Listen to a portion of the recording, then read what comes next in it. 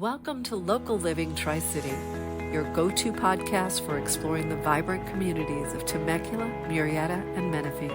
Join me, Liz Jones, as we dive into real estate insights and local business stories, bringing you closer to the heart of our Tri-City area. Let's get started with today's episode.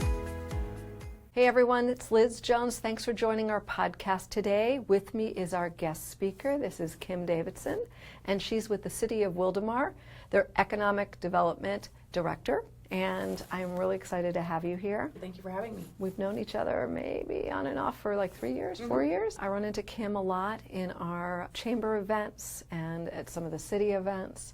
And there's some pretty exciting things coming down the pike. But before we go into what Wildomar is all about and where it's located, I'd love to take a few minutes and get to know a little bit about you personally. Okay. And how long have you been doing this? So this is my 16th year being in economic development for a city government. You don't look old enough. Thank you. I got started about 16 years ago with the City of Murrieta. I was in Murrieta for 8 years and with the City of Corona for 3 years, and I have now been with Wildomar for 5 years. Wow. So what do you believe prompted? Just better job opportunity, or what moved you around? So before I went into government, I had my own marketing company. It was a home-based business called MBD Marketing. Anyone in the Valley 20 years ago might remember MBD Marketing. It was at that time that I really kind of discovered that I'm not a good work-from-home type of person. I always thought I would be. It seems like the dream to wander out in your pajamas and sit in your living room all day long. But what I discovered around that time was I am an extrovert and I need to be around people, and not having people around me was not a good plan. So I started hanging out at the Murrieta Chamber. It was the Murrieta Chamber at that time. Really more because I wanted coworkers. I missed that coworker interaction. I'm talking about the movies you watched last night, or the type of coffee you like, or whatever the topic might be. I didn't have that when you work from home. I talked to my cats, but they didn't really respond. So I started hanging out at the Murrieta Chamber, and through that I discovered a job opportunity that had just been posted at the City of Murrieta. When I looked at that job opportunity online, it read like they had put my resume up. I applied with the idea that I was only going to work there for about 2 years. I was married at the time. We had a very young daughter who was about 8 months old. Wow. She's now 16 years old and driving a car. The goal was to work there for 2 years and then quit and be a stay-at-home mom. That's what we had been working towards. And so I applied at the City of Murrieta. There was about 200 applicants. 200. There was about, so this was in 2008. I believe it was August or September of 2008, somewhere in that time frame. We were about to head into a recession. It was a marketing job with a city government in town. And especially back in 2008, there weren't that many marketing jobs in town. So a lot of people were driving to San Diego, but we're working on that every day. And so I applied, beat out the 200 applicants. And then once I started working there, I went home after about 1.5 years and said, you know what, I'm not going to quit. And it was like, what?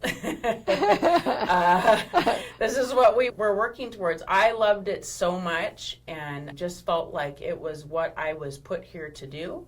My marketing company already kind of fulfilled that. Sure. But then taking it to the next level, there's only so much that I could do with my small marketing company from my home office to help small businesses.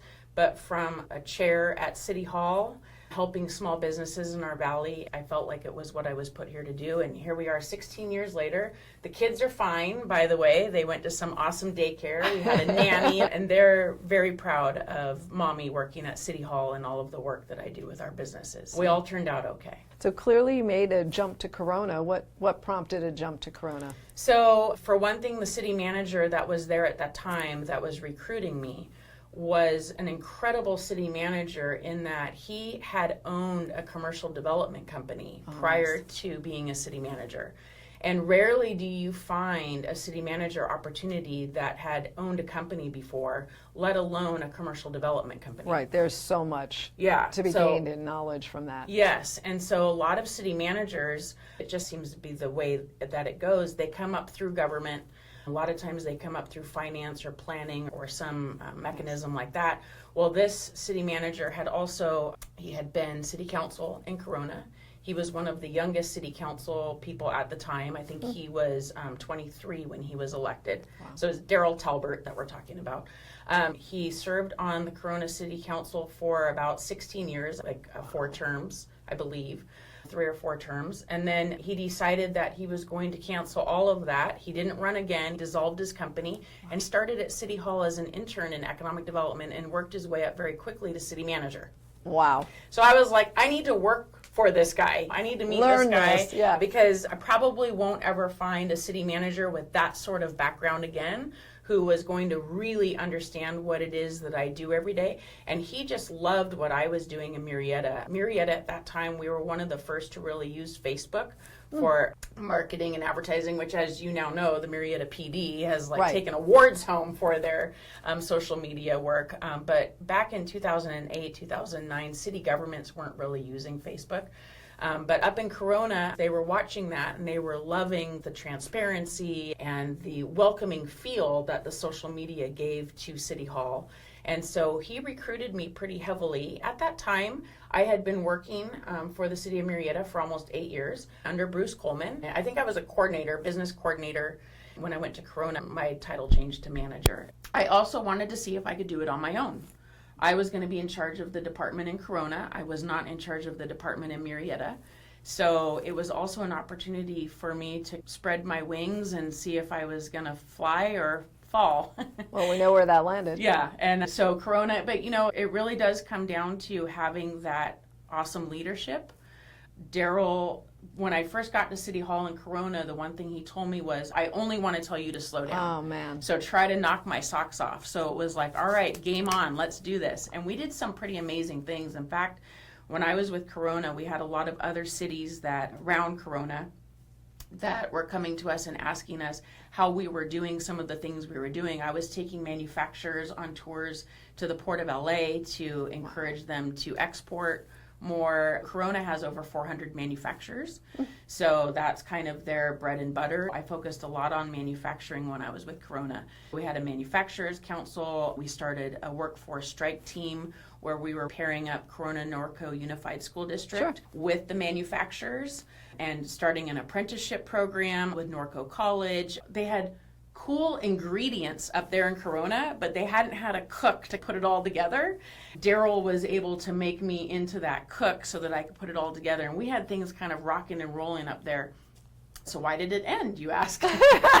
One of the reasons was in the election of, I believe it was 2018, we got 4 new council members in Corona overnight. The game plan just changed. That can be how it is in government. Sometimes things can change overnight. I will say to anyone listening, do your homework, know who you're electing, and make sure that it's in alignment with where you see your city going. It does affect your day-to-day.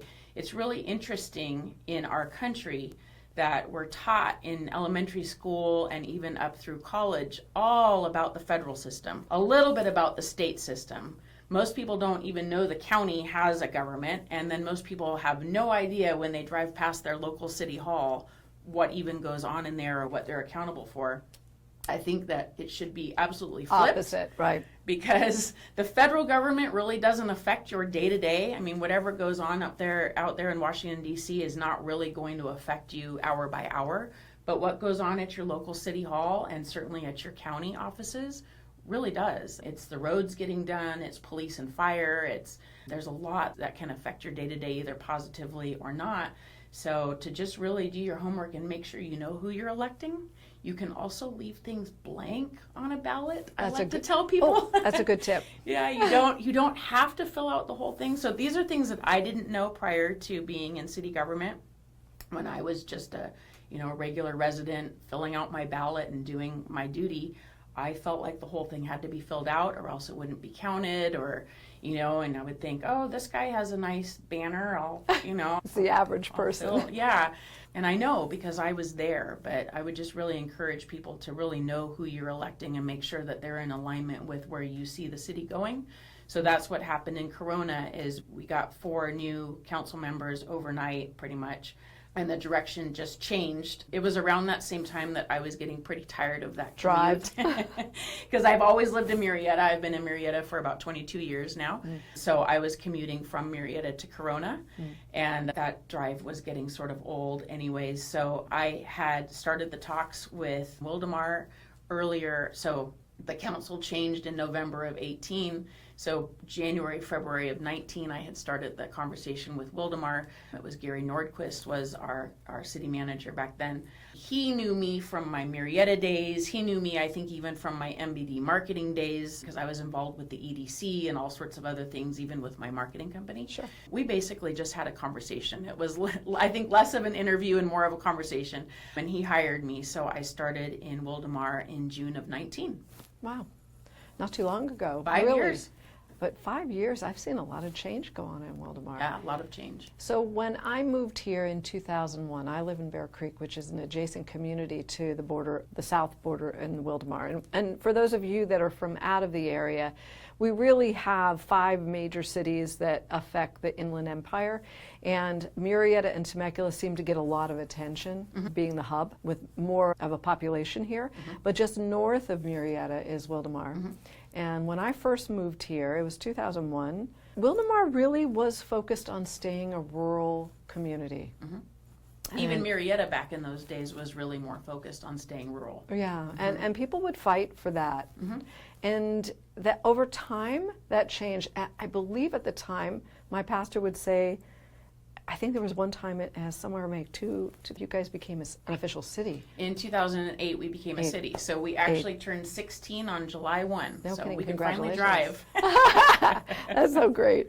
But now I've seen landscape changes. Obviously, that's city council members changing, philosophies changing, the community getting on board with housing, maybe. Possibly. So tell me what, from the pulpit right now, what is the vision for the city of Wildomar? Well, I would say first and foremost, progress is coming. We can't stop that. So, I know that there's people that live in this valley that wish that it could be like it was 40 years ago. And I get it. Where I grew up was Newbury Park in Ventura County. And when I lived in Newbury Park, I think we had one stop sign and maybe one stoplight. So I understand how progress looks when it's coming directly at you and changing your city. But it's coming. And I always tell people, how did you think that you found this glorious place to live and that nobody else was going to discover it too, right? Exactly. Just like the wineries, when I moved out here originally in 2000, the wineries, there were only a handful of them. They were very, very small and mom and pop. And on one hand, that was really cool and fun, but I also knew intuitively that it wasn't going to stay that way forever. I mean, you can't find a paradise and expect that no one else is going to discover it too. So that's first and foremost. Change is coming. So we can't really stop that, even if we wanted to. Really, our role at City Hall, and really no matter which City Hall that you're talking about, is deliberate change in progress. So a plan of action. Yes, we want it to be well planned out. We want it to be well thought out. We want things to go in places that they should be. We don't want industrial right next to residential and things like that. So really our job at City Hall is to make sure that things are deliberate, things are planned, and that we have a vision of where we're going. But to think that someone could stop change altogether and go, we don't want this to happen, that's just not realistic. And then second of all, we have a state of California that likes to impose these really fun laws that take away local control and take away our ability to say we don't want more housing, we don't want more multifamily, we don't want apartments, in some cases we don't have the ability to make that decision. Yeah. We are required by law to have a certain amount of multifamily and what's called affordable housing. Doesn't necessarily mean low income housing. Correct. And it has to be affordable for the area. So every area is going to have a different definition of affordable. But we are required by law, as I'm sure you know as a real estate agent, that we have to have this. We can't stop it. If you do stop it, you get into a legal battle with the state of California. And I can tell you that none of our cities around here really want to engage in a battle with the state of California. Although, that being said, we do have a very strong legislative council here that that I'm part of as well. All of the cities are part of, and we do try to combat some of these laws that come down from Sacramento and try to maintain our local control. In the City of Wildomar, we do have a legislative platform, which I assume most of the cities around here do as well, where our main goal is to maintain local control. Sure. We want to be able to say where Yes or the no. affordable housing goes. Goes over there, not over right, here. and what it's going to look like and what it's going to feel like, as every city should maintain that control. So Sacramento really needs to stay out of that and let us keep that kind of control. So those are two of the things that are always at play that we really don't have any control over. Right. So then, to your point, we do have a vision for Wildomar. Part of that vision is to keep it rural and to keep it quiet. Our vision is a little bit, obviously the wineries are going to be, they're actually in the county, but they're as much our wineries as they are any other city's wineries. And so why can't you go play at the wineries and then come back to quiet, rural Wildomar and enjoy the quietness and enjoy the countryside? We also want to have some things in our city for our residents and for our visitors. One of the things that we ask ourselves all the time is, what is either going to keep a Wildomar resident in Wildomar for the day on a Saturday, right, or what's going to get someone in their car from either Corona or South Temecula to say, I need to go to Wildomar to do that? What is that? So we're looking at some different entertainment opportunities. We're really big on unique. So something that does not already exist in our valley. We really don't want to cannibalize what's already here. Right. That makes no sense. Obviously, Temecula, Murrieta, and even Menifee have a bit of a head start on us. And that's okay, because we're kind of watching and seeing where the chips are falling. Right. And those cities are doing a great job, and they're attracting some great things. So what can we put in that is also going to be synergistic with those things? Where are the gaps? What do we need to fill in? We're never going to compete with Temecula or Murrieta or even Menifee, and we don't want to. But we're constantly looking for unique opportunities. We're looking for experiences. What does that look like? We really like the idea of like an outdoor brewery concept with maybe like a barn type of opportunity where we can hold events or small concerts, something like that. We've been approached by some sports type complexes where they want to put like an indoor soccer. That would be great. Yeah. Right. So those are just things that we're looking at and trying to encourage. We did start what's called a quality business incentive program. I believe it was passed last year in 22 or 23. I can't remember. The years all blend together now. But recently we passed what's called the QBIP, Quality Business Incentive Program. And what that specifically says is if you're bringing a business to Wildomar that doesn't already exist in Wildomar, and it improves the quality of life for the residents there, or it's something that doesn't exist in our valley, thereby improving the quality of life for the entire valley, then there are certain incentives that the city can do to try to help that developer or business to maybe open faster. Maybe it's fast tracking it. Now, the state of California does tie our hands on what kind of incentives we can give and how much incentives as well. So we do have to be careful. Certain monetary incentives will then trigger prevailing wage, and then you're paying more for your construction anyways. It doesn't make any sense. So we're very mindful of that. But in Wildomar, we're a very small team. Most city halls around us have 100 plus, 200 plus people at their city halls. And you have? We have 38. 38. Well, that's up from the 11 I remember back then. Yes. So you obviously are growing and adding. We have been taking huge strides in turning a lot of our consultants and a lot of our outsourced type of services and bringing them in-house. We've done a lot in the past couple of years to do that, which has made a huge improvement for getting permits on time and just getting things done more quickly. Plus, when you have staff level folks as opposed to consultants, there is more of a loyalty. You have more of a camaraderie, more of a team spirit. But what's really great, and another reason why I wanted to go from Corona to Wildomar, is we are such a small but mighty team. Everybody there has to roll their sleeves up and get involved. I have learned more about city government in the 5 years that I've been with Wildomar than all the rest of the time with the two cities combined. Wow. Just because when you're in a larger city and when you're in a larger city hall, everyone really does need to stay in their own lane. Otherwise, they're bumping into each other and there's chaos. So you don't want that. With Wildomar, we're like that kind of small family unit where another department will say, hey, I need help. And you've got to get in and roll up your sleeves and go, okay, I don't know what this is, but I'm going to learn it. And so you learn what the other departments are doing. Exactly. And it's just how we have to work in Wildomar. So one of the biggest incentives that we can offer is fast tracking a development or a business getting open, and get that business open faster, or That's get huge. the development built quicker. And time is money in that world. So It really is. So what is the current population of Wildomar right now? 37,013. As opposed to Murrieta, what is that approximately? Murrieta 118? is about 118,000. Temecula, and Murrieta kind of stay like this. Yes, they do. Temecula will do 117, and then Murrieta does 118, and then Temecula does 119, and they kind of just stay neck and neck. Menifee right now is 99,000. Oh, wow, that's but growing fast. I believe that's only like a third of what they're going to be at final build out. Wow. And Lake Elsinore is about, I think, 60,000, maybe 65,000. Wow. And then Canyon Lake hovers right around 11,000 because they're a gated neighborhood basically. Beautiful yeah. gated neighborhood. So tell me about schools. Obviously, a city with 37,000 people leans on other nearby school districts. Tell me about that. So we're part of the Elsinore Unified School District, Elsinore Valley Unified School District. We have high school. We have two high schools in our city. One is Elsinore High, and then we have a I believe it's called Cal Lutheran High on Wildomar Trail, which is a private high school. I saw that one, yeah. Yeah, we have a handful of elementary schools, but they're all within the Elsinore Valley Unified School District. Awesome. I know that many of the people that come to the area, it's a bedroom community, and they're all focusing on the quality of schools before they choose a location.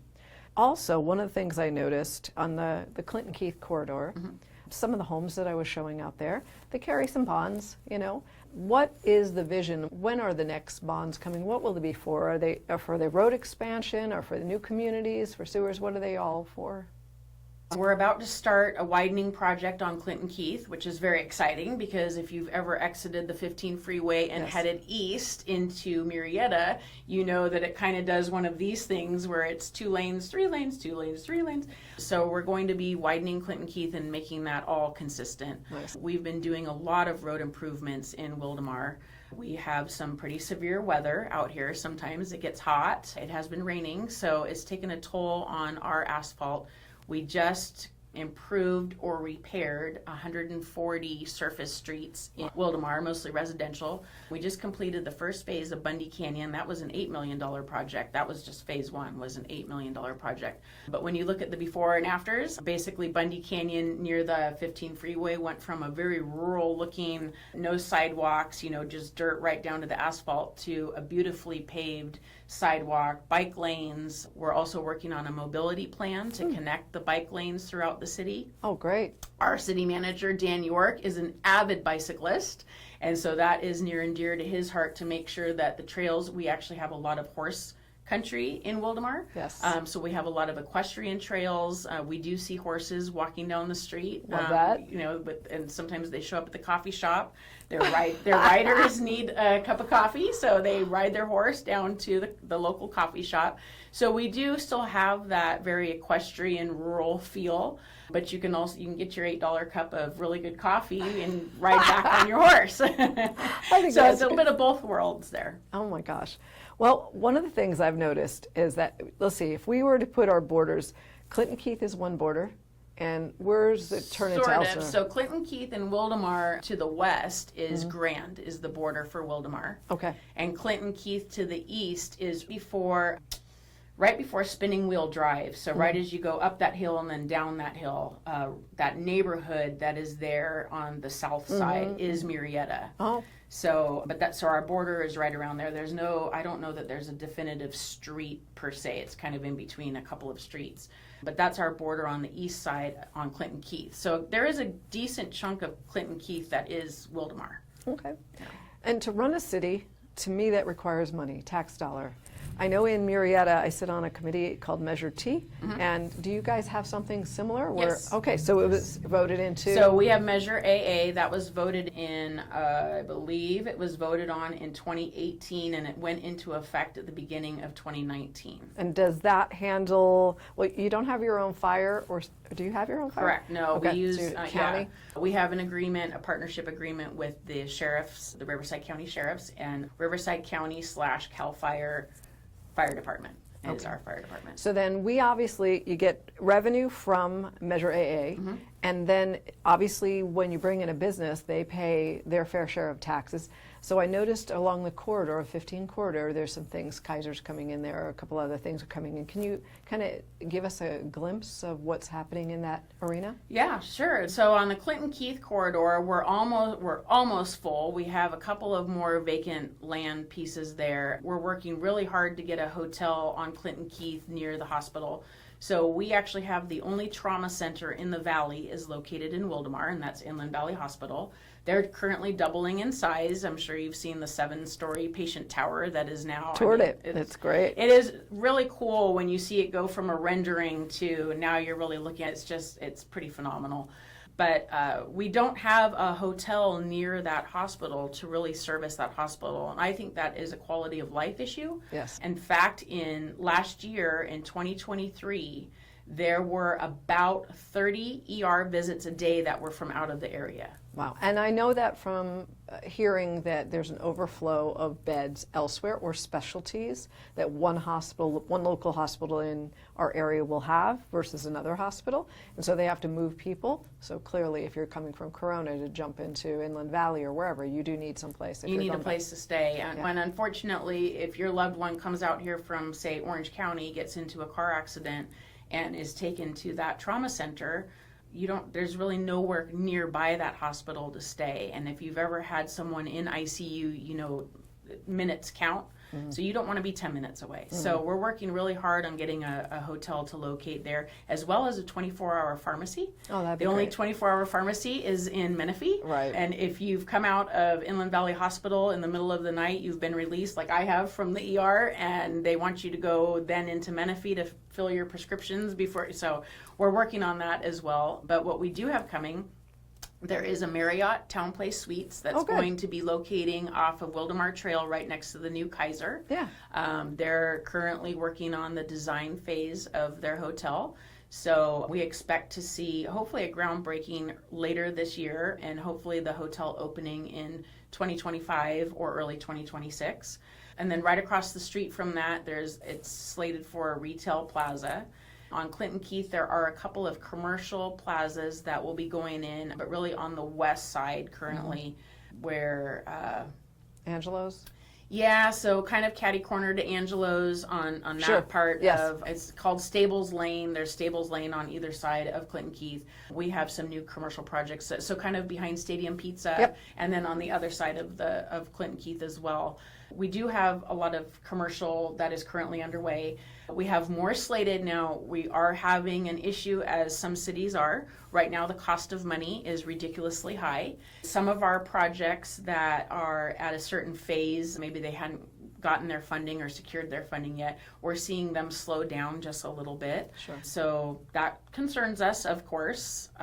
But right now, the cost of money is just really expensive, and people aren't able to make certain projects pencil out. So we're being mindful of that as well. So we might be seeing a little bit of a slowdown out there in construction. We do have a new industrial project that's going in on Clinton Keith on the east side right now, and that's a really exciting project for us because the inside of the development will be for manufacturing and jobs, which is a big deal. We don't have a lot of job opportunity currently in Wildomar, and so we have been working on that as well. Again, what is going to keep our residents in town every day, and what is going, or get someone to drive from Temecula or Corona into Wildomar, because that is where we get our money. When people are buying our gas, when they're eating at our restaurants, when they're shopping in our stores. Or staying in our hotels. Or staying in our hotels. That is how we pay for things like police and fire and keeping the lights on at City Hall. Wow.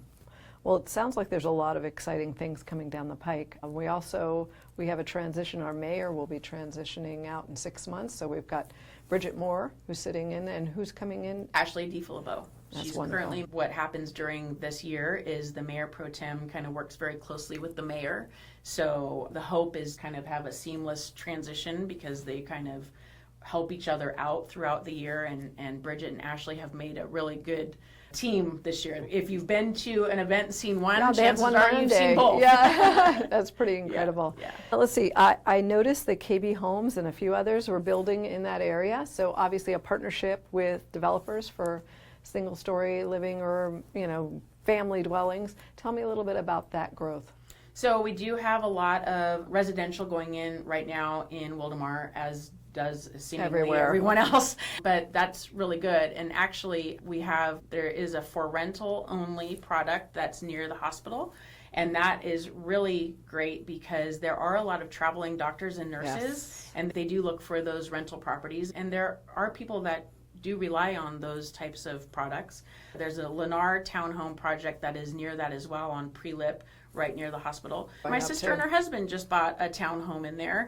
So, when we say affordable, what we really need to keep in mind is that affordable, where everyone's brain goes to is low income or whatever. That's but, not the case. when I became a single mom, I needed an affordable something under $3,500 a month, right? Yeah. So we got to remember that not everybody is in the same opportunity at the same time. At the same time, right? And there tends to be single parents, and there tends to be empty nesters, and I mean, there's a lot of reasons why we need a lot of different residential products in our city. And so we've been working very hard on that to give people more of an opportunity. We want kids that go away to college. Not only do we need to create more jobs here, which Wildomar works very closely with the EDC and the Murrieta Wildomar Chamber, and that's one of the goals, is to create more good job opportunities, more manufacturing jobs, more professional jobs, more medical jobs, so that those kids can come back from college. We're also trying to bring a college here, university here, so that they won't have to go away to college. But it's going to take longer. But these are things that we're all working on together as a team, all 5 cities. But how are we going to even have our kids come back and live in the same city if we don't have affordable options? Not everyone gets out of college and buys a house. I mean, I didn't, so I don't know. Same here. So we do need those affordable options, and I think it's just good to remind people that when you hear affordable housing, again, it's affordable for your area. Right. It doesn't necessarily mean low income. It just means lower cost than what's available in your area. And there's lots of reasons why people need that. Absolutely. Well, I'm pretty excited. I think we learned a lot about city government today, especially the City of Wildomar, and all our plans that we see, the corridors building up, a little bit about the other cities and how they all work together to make this seamless, and there's a plan in place. I especially like getting to know who your city officials are, and that's pretty powerful information, and thank you for that tip, because I think the change is started at a lower level, at a local level, I should say, and then it rolls out. So is there anything else you want to tell our folks before we wrap today? Just if you haven't checked out Wildomar, come check us out. We have some incredible restaurants on Clinton Keith. We sure do. Oh my goodness. I just went to forget about it the other day. Did you? Yeah. Brand new wine lounge. Forget about it. I'm right off fun. of Clinton Keith. Angelo's, Tracino's, Finch, The Hive. Finch, too, I went there. When I moved here in 2001, I think there was maybe 3 options. If you're lucky. Food. And that probably included some fast food options as well. And now we just have, really, between Temecula, Murrieta, Wildomar, Menifee, we have some options that outdo some of the restaurants even in Newport Beach, Orange County. We really have some incredible food choices. We're not going to go hungry anytime soon here, but yeah, come check us out in Wildomar. We have some really great restaurants and a wine lounge on Clinton Keith. If you go to Finch, it's a great place to sit and watch the sunset. Go behind the mountains there. Just really beautiful, beautiful scenery. And some fun salads too. Yeah. A little eclectic kind of vibe going on with great cocktails. So, okay, great. Well, if they want to find out information about the city, is there a website address that you could share? Yes, our website address is cityofwildamar.org. And probably the best thing to do is click on economic development or click on businesses. You'll see my picture pop up, my email, my cell phone is listed there. Yeah, I really do. I've had my cell phone listed, and it's been the same cell phone even when I was with Murrieta, when I was with Corona, since I've been with Wildomar. And I just don't know how to do that. I mean, it's just today. I know. Why hide? Yeah, well, they're gonna find you anyway. People need to get a hold of you. So yes, I do welcome a phone call or text on my cell phone, and sometimes it's the easiest and best way to get a hold of me. But all of that information is right there, including my email and everything. Kim, thank you very much for taking the time out of your busy day Absolutely. to be here Thank for you. our audience. Thank you, everyone, for joining us on today's podcast. If you have any questions about the City of Wildomar, you can either reach Kim or you can reach me. And I'm Liz. See you next time. Welcome to Local Living Tri-City, your go-to podcast for exploring the vibrant communities of Temecula, Murrieta, and Menifee. Join me, Liz Jones, as we dive into real estate insights and local business stories, bringing you closer to the heart of our Tri-City area. Let's get started with today's episode.